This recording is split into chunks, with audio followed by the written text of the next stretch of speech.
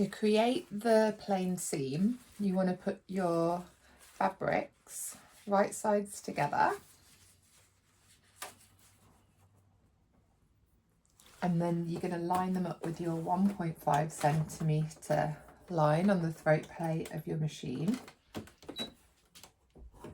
You're going to back stitch at the start and the finish, and then come all the way down to the edge of the fabric.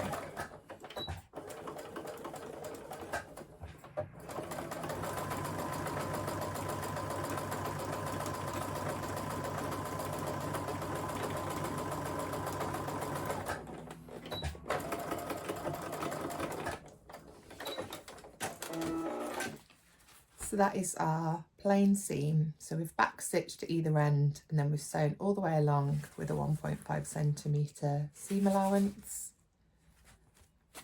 So then to stop the raw edge from fraying, you can either zigzag it or overlock it.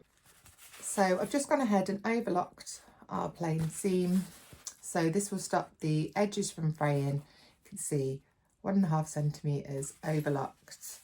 And this will be a really strong, really simple seam.